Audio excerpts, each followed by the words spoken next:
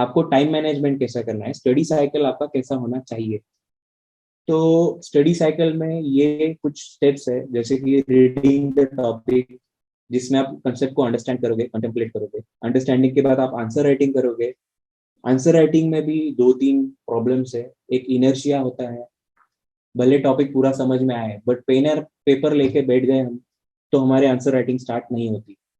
या फिर आंसर लिख भी लिया तो क्वालिटी नहीं आती, क्वालिटी आई तो टाइम हमारा इनफ हम दे नहीं पाते, हमारा पर्टिकुलर टाइम में आंसर खत्म नहीं होता। तो ये सारे इश्यूज आते हैं।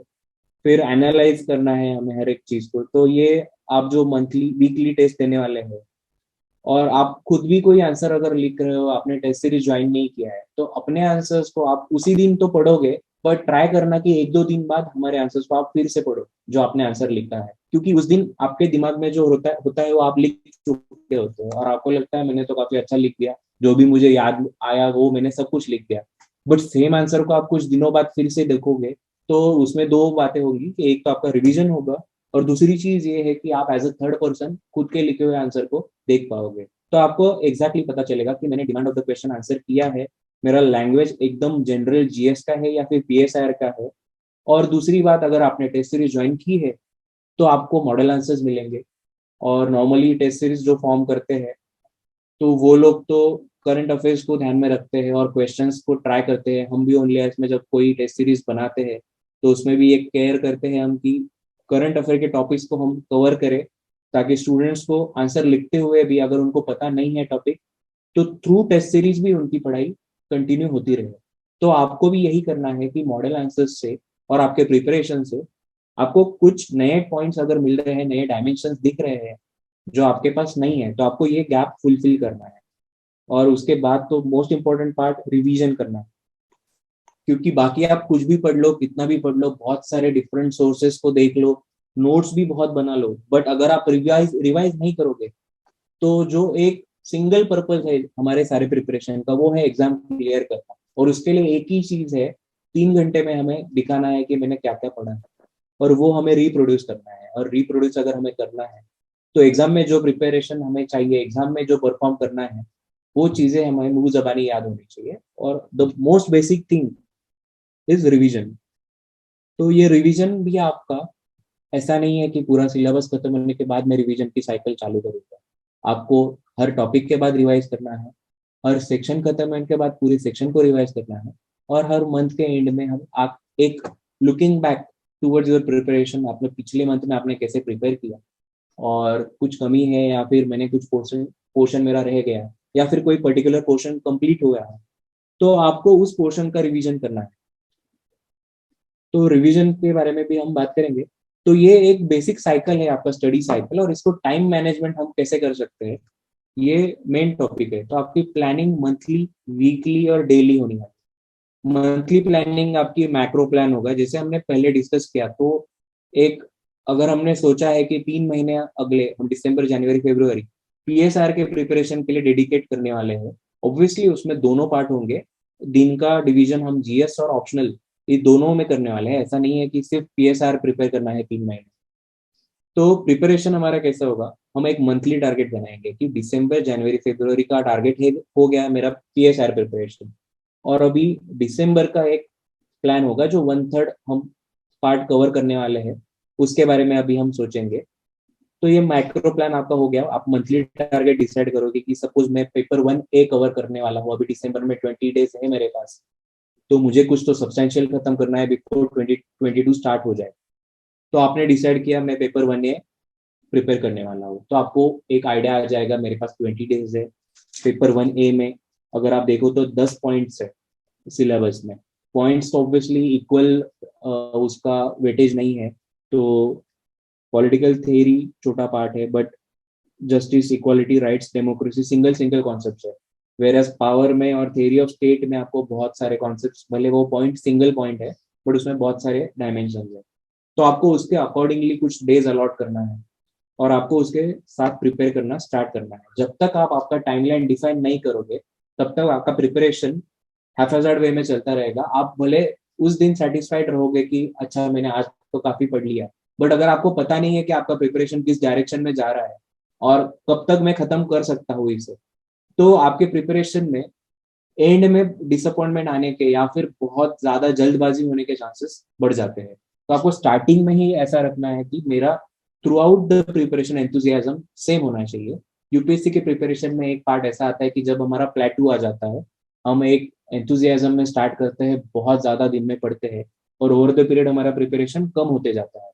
तो इस सिचुएशन को अवॉइड करने के लिए हमें डेली इनफ प्रिपेयर करना है। तो ऐसा कोई दिन नहीं आए जिसमें बहुत ज्यादा करना पड़े, और ऐसा कोई भी दिन नहीं रहे जिसमें बहुत कम प्रिपेयर किया। तो ये प्लानिंग उसके लिए इंपॉर्टेंट है। मंथली प्लानिंग में आपका मंथली आप कौन से करंट अफेयर खत्म करने वाले हो। जैसे कि अगर किसी ने जनवरी आई मीन जून से प्रिपेयर नहीं किया है करंट अफेयर, या फिर अब तक कोई मंथली पढ़ा ही नहीं है, तो और उसने टारगेट किया कि मैं मार्च तक मेरा मंथली, मैं मंथ वाइज एक पैरेलल बेसिस पे आ जाऊंगा कि मार्च में मेरा फरवरी तक का करंट अफेयर हो गया होगा। तो अक्टूबर, नवंबर, दिसंबर, जनवरी, फरवरी, ये 5-6 महीने का आपको प्रिपेयर मंथली आपको कवर करना है अगले 2-3 महीने में। तो आपको पता हो जाएगा कि मुझे 15 दिन में एटलीस्ट एक खत्म करना है मंथली। ये बहुत स्टैटिस्टिकल लेवल की बातें हैं, बट ये स्टैटिस्टिकली देखना भी उतना ही इंपॉर्टेंट है जितना हम एक सब्सटेंशियल बेसिस पे उस कंटेंट को देखते हैं। तो ये मंथली आपके टारगेट्स हो गए। उस मंथली टारगेट को आप वीकली टारगेट में डिवाइड करोगे, और वीकली टारगेट में आपके टेस्ट सीरीज आएंगे। टेस्ट नहीं भी ज्वाइन की है तो आप प्रीवियस ईयर क्वेश्चंस या फिर कई सारे क्वेश्चंस आपका अवेलेबल है, आप क्वेश्चन पेपर उठाइए और आप वीकली आप कुछ ना कुछ लिखने की कोशिश करें। जितना जल्दी आंसर राइटिंग स्टार्ट करोगे उतना आपको हेल्प हो जाएगी। आपको डेली आंसर राइटिंग भी स्टार्ट करना है, और डेली बिल्कुल भी पॉसिबल नहीं हो रहा है तो आप वीकली तो एटलीस्ट ट्राई करें। तो जैसे कि अभी 90 डेज है आपके पास, और आपने डेली एक आंसर या फिर वीक के 7 आंसर 10 आंसर लिखना चालू कर दिया, तो आप सोचो आपको मार्च महीने के स्टार्टिंग में आपके पास खुद के लिखे हुए एटलीस्ट 90 आंसर्स अवेलेबल होंगे। 90 भी नहीं, 75 आंसर्स भी आपके पास है। तो खुद के प्रोग्रेस को अंडरस्टैंड करने के लिए आपके पास एक सब्सटेंशियल बेस होगा। आप उसको गो थ्रू करोगे, आपकी प्रोग्रेस आपको ध्यान में आएगी, और क्या मिस्टेक्स है उसमें मेरे आंसर राइटिंग में आप अंडरस्टैंड कर पाओगे। और ये बेस आपको प्रीलिम्स के बाद वो 75 आंसर्स आपकी एक स्टार्ट में मिली हुई एक क्या बोल सकते हैं बूस्ट होगा। जो बंदा प्रीलिम्स के बाद फर्स्ट टाइम आंसर लिखेगा उसके कंपैरिजन में आप कई गुना आगे होंगे। तो डेली स्लोली स्टार्ट करना इज ऑलवेज बेस्ट, क्योंकि आपको अक्यूमुलेटेड प्रिपरेशन करने की जरूरत नहीं पड़ेगी। सिमिलरली डेली प्रिपरेशन में आपको दिन को डिवाइड करना है। आपको newspaper, optional, GS, answer writing, ये आपके सेगमेंट्स दिन में होने चाहिए। तो हम देखते हैं कि एक वीक है, वीक को आप कैसे प्लान कर सकते हो। वीक में आपको optional, GS, current affair, answer writing. Weekend पे आपको देखना है कि मेरा पूरा वीक कैसा गया। तो week days example Monday to Friday आपने सिलेबस थियोरेटिकल पार्ट कवर किया, और सिलेबस को कवर करने की ट्राई की, रोज न्यूज़पेपर पढ़ा, मैगजीन्स को डिवाइड किया आपने। अब 15 दिन में मुझे 2 मैगजीन्स करने थे, या फिर 15 दिन में एक करना है, तो मुझे वीक में भी एक एस्टिमेट लेना है कि मेरा कितना कवर हुआ है, जो मेरा मंथली टारगेट है। तो आपको वीक डेज और वीकेंड में अगर आप डिवाइड करो आपके वीक को, तो वीक में आपको प्रिपेयर करना है अच्छे से, और वीकेंड में आपको एक ओवरव्यू लेना है कि मेरा पिछला वीक कैसा गया।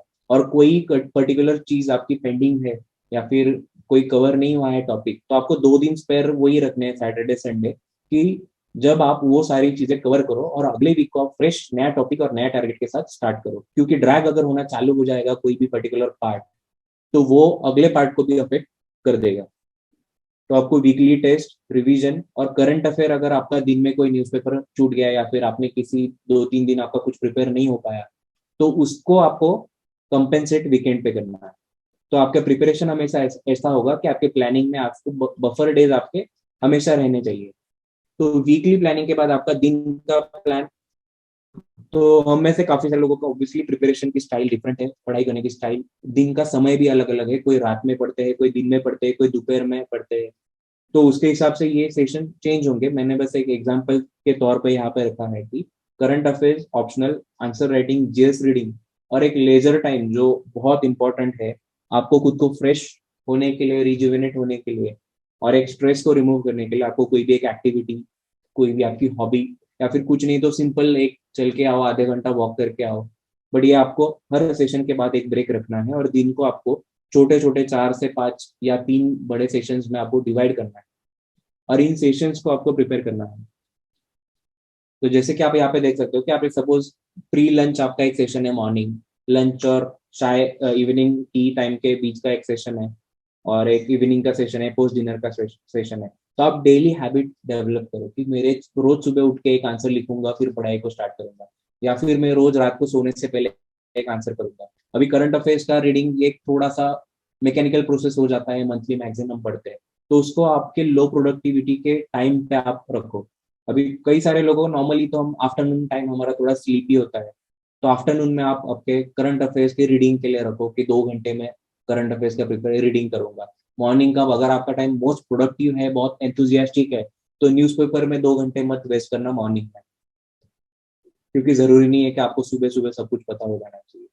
और न्यूज़पेपर को 1 घंटा 1.5 घंटे से ज्यादा आपको देना नहीं है। भले आपको स्टार्टिंग में टाइम लगे, बट आपको ट्राई करना है कि आप 1 घंटे पे आ जाओ कि आपका न्यूज़पेपर पढ़ के 1 घंटे में हो जाना चाहिए। तो ऐसे कुछ सेशन में आप अपना टाइम डिवाइड करो।